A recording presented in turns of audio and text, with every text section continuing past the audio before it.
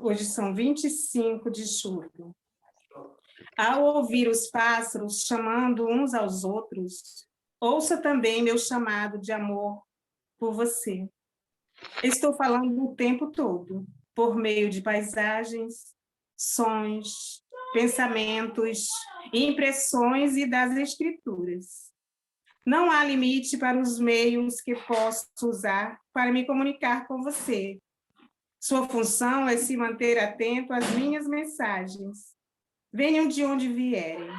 Quando está disposto a me encontrar, você descobre que o mundo é incrivelmente cheio de vida.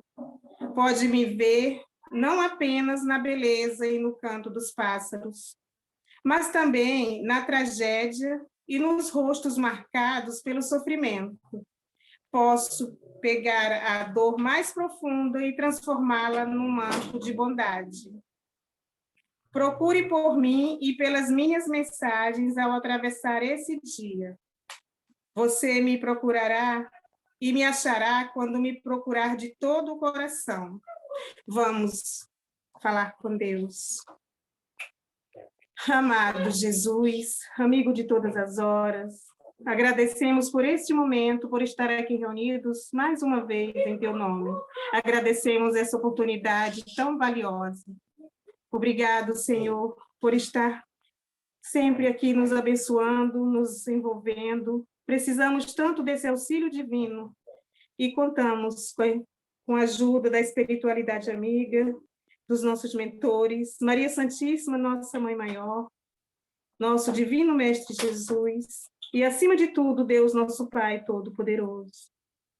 Pedimos, Senhor, que abençoe o nosso estudo, que nos faça compreender cada palavra para colocarmos em prática, que possamos estar conscientes dessa luz divina que temos em nosso coração. Queremos, nesse instante, também, Senhor, pedir por todos os nossos irmãos que estão doentes, aqueles que estão no hospital, aqueles que estão em casa e estão doentes também, Senhor. Pedimos pelas famílias. Abençoa, Senhor, envolva a sua luz para que haja esperança, para que haja alívio. Fique conosco, agora e em todo sempre. Assim seja. Assim seja. Boa noite. Quem gostaria de ler o Evangelho hoje?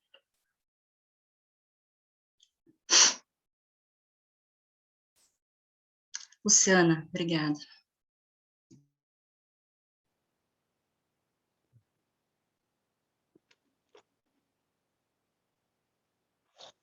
Capítulo 14, item 8. Não vades ter com os gentios. É 14 mesmo, Luciana? Desculpa, 24. 24, item 8.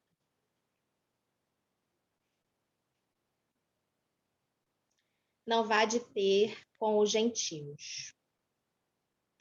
Jesus enviou seus 12 apóstolos, depois de lhes haver dado as instruções seguintes: não procurei os gentios, e não entreis nas cidades dos samaritanos.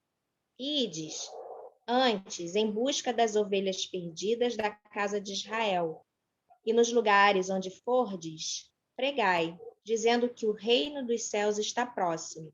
São Mateus 10, de 5 a 7. Em muitas circunstâncias, prova Jesus que suas vistas não se circunscrevem ao povo judeu, mas que abrangem a humanidade toda. Se, portanto, diz a seus apóstolos que não vão ter com os pagãos, não é que desdenhe da conversão deles, o que nada teria de caridoso. É que os judeus, que já acreditavam no Deus uno e esperavam o Messias, estavam preparados pela lei de Moisés e pelos profetas a lhes acolherem a palavra. Com os pagãos, onde até mesmo a base faltava, estava tudo por fazer e os apóstolos não se achavam ainda bastante esclarecidos para tão pesada tarefa. Foi por isso que lhes disse: ide em busca das ovelhas transviadas de Israel. Isto é, ide semear em terreno já arroteado.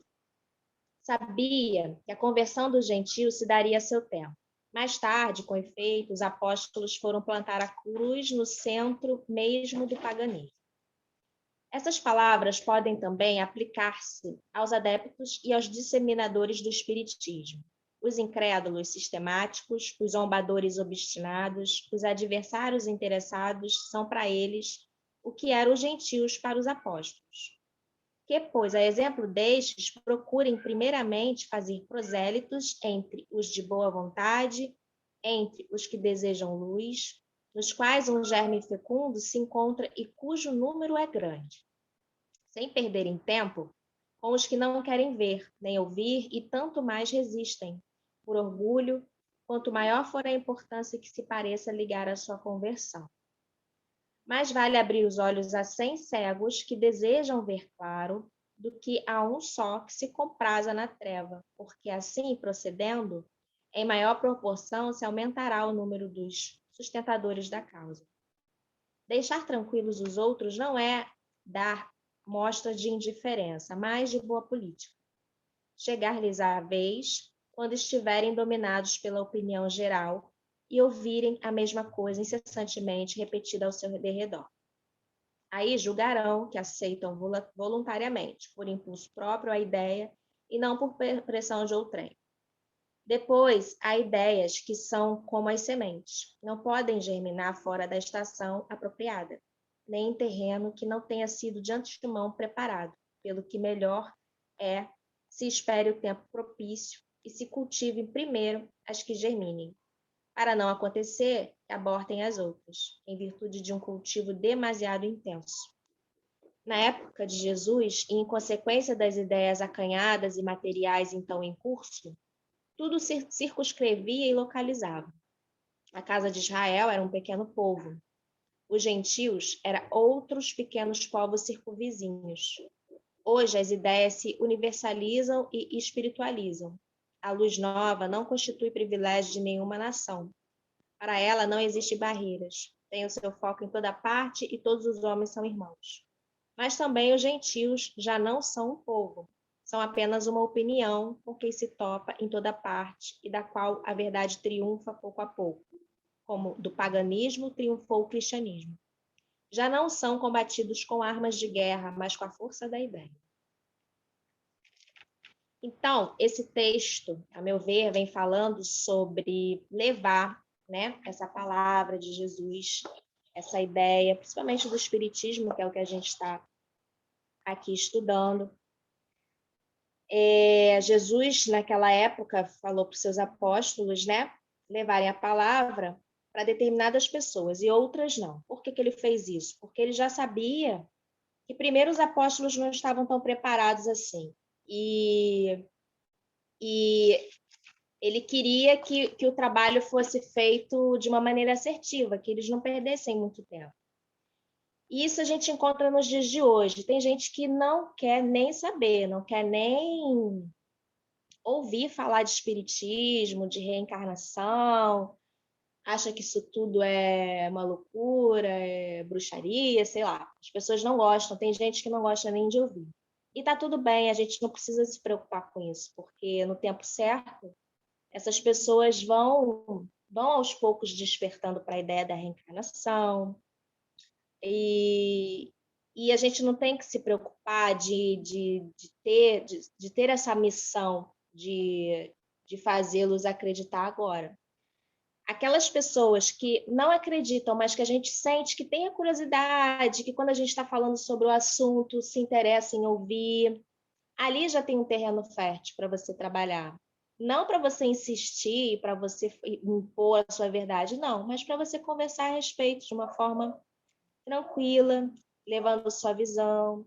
Então, com essas pessoas que você sente que tem uma abertura, você sente o olho brilhar ali quando você está falando, ali está um terreno para você levar a sua mensagem. O espírita ele tem muito disso, A gente não costuma ficar falando que é espírita. A gente tem essa particularidade, os espíritas. A gente não fica tentando provar nada para ninguém, acho isso muito legal. Porque cada um tem o seu tempo mesmo de despertar para essa ideia. E eu acho que todo mundo passou por isso.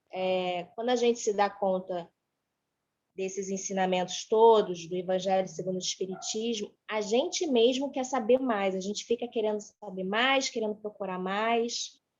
Então, é individual esse processo, não cabe a nós insistirmos.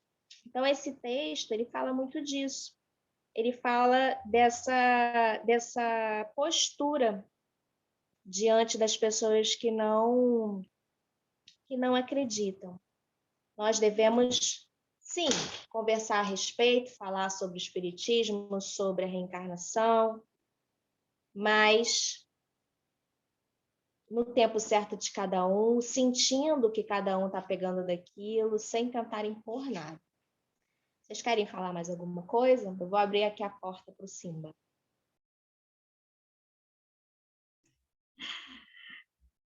Eu concordo com o que a Luciana falou, eu acho que não nos cabe mesmo impor a nossa religião a ninguém.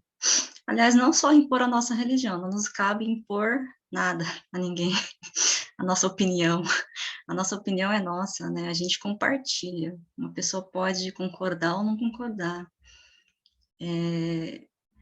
O espiritismo, na minha vida, ele entrou mais ou menos assim, mesmo por curiosidade.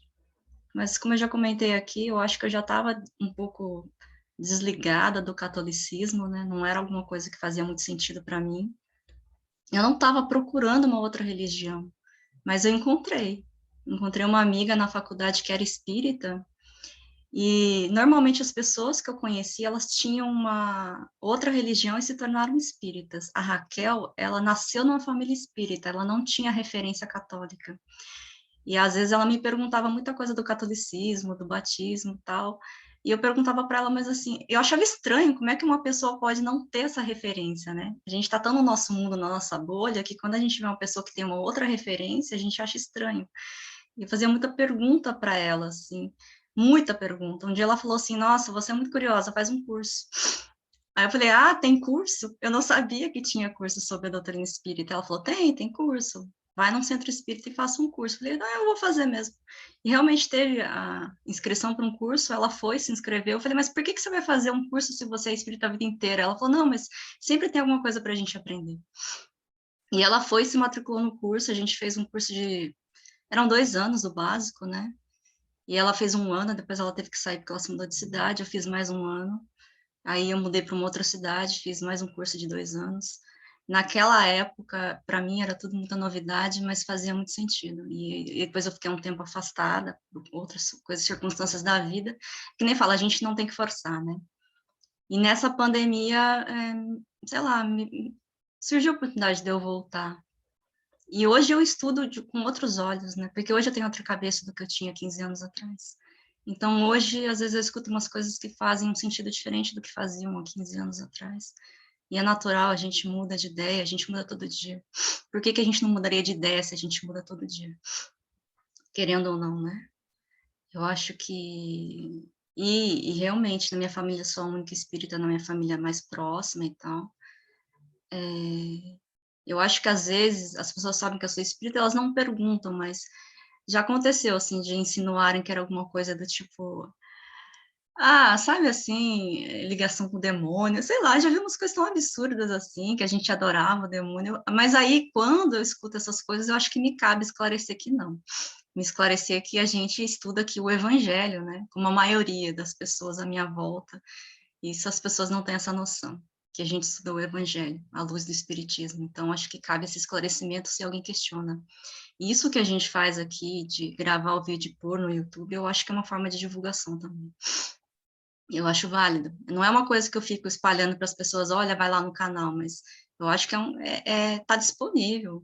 Qualquer busca na internet que você coloque com as palavras do Evangelho, pode cair nesse texto, porque são as passagens mesmo, que a gente estuda sob a luz do Espiritismo. Então, é uma forma de divulgação sem impor nada a ninguém. Tá, mas alguém gostaria de falar mais alguma coisa? dos aqui presentes. É só para falar que é isso mesmo. Tem gente que nem sabe que nós somos cristãos. A gente estuda o que Jesus deixou. Não faz essa associação do espiritismo com Jesus. Acha que a gente nem gosta de Jesus. Então, assim, é muita ignorância, mas é o que você falou, quando as pessoas questionam e tentam, né, e falam, não, mas vocês não sei o que, não, aí você esclarece, fala, não é assim, e tal. Mas sempre com essa ideia de não tentar impor nada, cada um no seu tempo vai descobrindo. Eu descobri, acho que lá em casa, né, mãe? Acho que foi todo mundo ao mesmo tempo, assim, a gente foi ficando mais curioso. E é isso, é no tempo certo. Com certeza. Quem mais quer falar? Eu sempre ouço dizer uma frase assim, todos vão conhecer a verdade sobre reencarnação, essas coisas, e quem não procurar pelo amor vai procurar pela dor. E eu vejo que muita gente procura pela dor, né? Muitas vezes a gente perde um ente querido, ou alguma coisa assim. Eu me lembro que eu sempre tive vontade de entender melhor sobre a reencarnação, a gente lia livros já. Aí meu irmão desapareceu e eu fiquei meio perdida com isso, e uma amiga que frequentava falou: por que você não vai lá no centro? Você pode fazer uma pergunta, de repente você recebe uma psicografia. Aí eu lembro que eu fui e gostei, eu recebi a resposta dizendo que ele estava vivo, que por enquanto ele não queria voltar. E eu continuei, gostei muito e fui ficando, e cada vez mais. Estou tão feliz de ter entrado, de ter começado a estudar. Eu acho que isso faz a gente mudar o modo de pensar até da vida mesmo. Por exemplo, eu era católica, minha família toda era beata, e eu sempre me questionava, eu pensava, meu Deus, dizem que Deus é perfeito, e por que será que ele deixa uma criança sofrer, por exemplo? Às vezes eu ficava sabendo de criança que foi violentada e pensava, essa criança, por que Deus permite, se essa criança não fez mal a ninguém? Aí o Espiritismo trouxe as respostas. Eu aprendi lá que aquela criança que sofre já foi adulto, já foi cruel em outras existências. Então, aí eu fui aprendendo tudo isso, e quanto mais, como a Luciana falou, quanto mais a gente estuda, mais a gente quer saber, mais tenta aprender. Aqui no texto me chamou a atenção esse pedacinho que diz, Jesus disse, ide e antes buscai as ovelhas perdidas. Aí eu fico lembrando daquelas partes que Jesus sempre deu a mão até aqueles que estavam errados, né? Por exemplo, aquela mulher que estava sendo apedrejada, ele deu outra chance para ela e ela seguiu. Tem a parte do Zaqueu, né? Que ele era como os políticos de hoje, ele era cobrador de imposto, ele estava todo errado, e Jesus quis ir na casa dele, muitos criticaram, falaram como é que Jesus vai na casa de um homem desse. Então, ele dava oportunidade para a pessoa mudar, e é tão bonito essa parte que ele diz, buscai as ovelhas perdidas, para que elas sigam o caminho certo. É muito bonito. Esse texto, como todos os outros, nos ensina muito. Se ele quer falar, se levantou a mão, pode falar.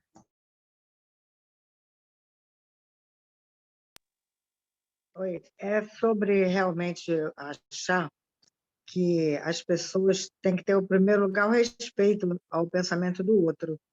Por exemplo, na minha família, né, o sobrinho neto do meu falecido marido, ele é seminarista, se forma no próximo ano. Mas ele não perdeu a essência, ele brinca quando está em família, não fica aquela coisa de só catequizando ninguém.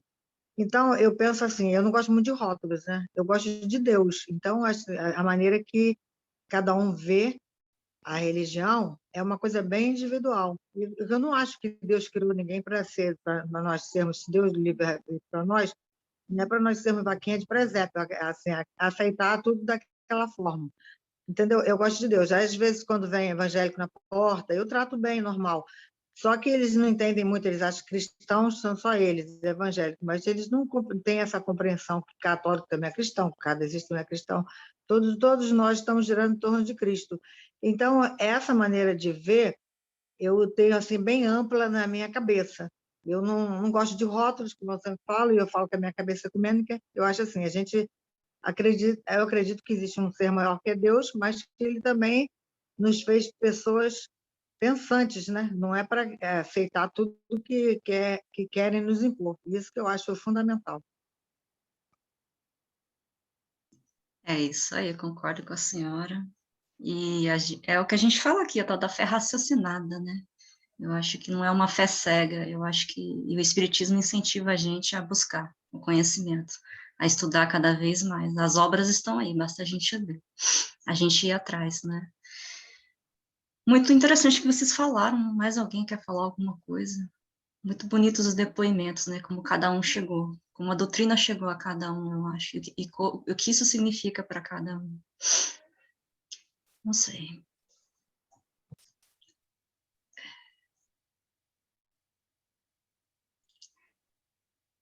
E se ninguém quiser falar mais nada, Eu posso fazer a prece. tá bom, eu ia Então, acho que pedir. a mensagem é essa mesmo, que a gente não discuta religião com ninguém, entendeu? Não vamos discutir religião, não vamos tentar impor verdade nenhuma.